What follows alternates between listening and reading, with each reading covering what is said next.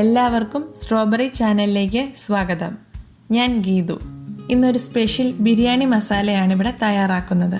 നമുക്ക് കടകളിൽ നിന്നും പലതരം ബിരിയാണി മസാലകൾ കിട്ടും. പക്ഷേ ഈ മസാല ഉപയോഗിച്ച് നമ്മൾ ബിരിയാണി ഉണ്ടാക്കുമ്പോൾ പലപ്പോഴും നമ്മൾ ഉദ്ദേശിക്കുന്ന ഒരു രുചി ബിരിയാണിക്ക് കിട്ടാറില്ല. ഈ ബിരിയാണി മസാല ഇനി കടകളിൽ നിന്നും വാങ്ങണ്ട. ഈ മസാലക്കൂട്ടിൻ്റെ റെസിപ്പി നമുക്ക് വേണ്ടി ഷെയർ ചെയ്തത് സയന മുഹമ്മദ് ആണ്. എളുപ്പത്തിൽ ഇത് വീട്ടിൽ എങ്ങനെ തയ്യാറാക്കാമെന്ന് നോക്കാം. ഏലക്ക 20 എണ്ണം, തക്കോല 3 എണ്ണം, പട്ട 1 ഇഞ്ചുള്ള ഒരു കഷ്ണം, ഗ്രാമ്പു 20 എണ്ണം, കുരുമുളക് 1 ടീസ്പൂൺ, ഷാ ജീരകം 1 ടീസ്പൂൺ, പെരിഞ്ജീരകം 2 ടേബിൾ സ്പൂൺ, ജാതിപത്രി 1 എണ്ണം. ഇവയെല്ലാം പൊടിക്കുന്നതിന് മുന്നേ ഒന്ന് ചൂടാക്കിയെടുക്കണം. ചൂടായ ഒരു പാനിലേക്ക് ഇവ ഓരോന്നായി ഇട്ട് കൊടുക്കാം. പെരിഞ്ജീരകവും ഷാ ജീരകവും ഇപ്പം ഇടരുത്. ലോ ഫ്ലെയിമിലിട്ട് ഇളക്കി കൊടുത്തുകൊണ്ട് തന്നെ ഇത് ചൂടാക്കിയെടുക്കാം.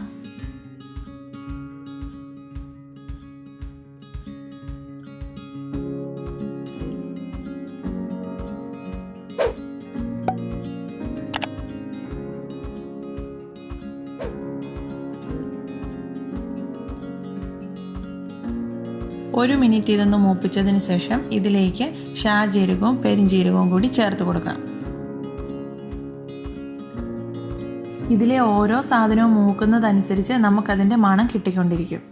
ഇനി ഇവയെല്ലാം ഒരു 1.5 മിനിറ്റ് കൂടി ഇളക്കി കൊടുത്തു കഴിയുമ്പോൾ കറക്റ്റായി മൂത്ത് വരും.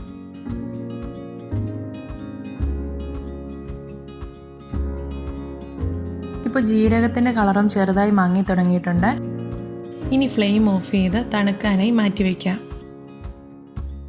ഇത് അത്യാവശ്യം ഒന്ന് ചൂടാറിയതിന് ശേഷം മിക്സിയുടെ ചെറിയ ജാറിലേക്കിട്ട് നന്നായി പൊടിച്ചെടുക്കാം.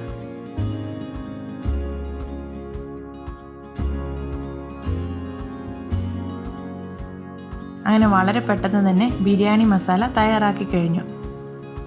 ഇതൊരു എയർ ടൈറ്റ് കണ്ടെയ്നറിലാക്കി 2-3 മാസം നമുക്ക് ഷെൽഫിൽ തന്നെ സൂക്ഷിക്കാവുന്നതാണ്. ഹ്യൂമിഡിറ്റി കൂടുതലുള്ള സ്ഥലങ്ങളിൽ ഇത് ഫ്രിഡ്ജിൽ തന്നെ സൂക്ഷിക്കുന്നതാണ് നല്ലത്.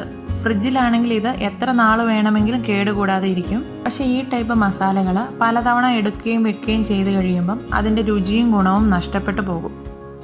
അതുകൊണ്ട് ഇതൊക്കെ ഉണ്ടാക്കുമ്പോൾ ഒത്തിരി അളവിൽ ഉണ്ടാക്കാതെ 1 മാസത്തേക്കൊക്കെ ഉപയോഗിക്കാവുന്ന രീതിയിൽ ഉണ്ടാക്കുന്നതാണ് നല്ലത്.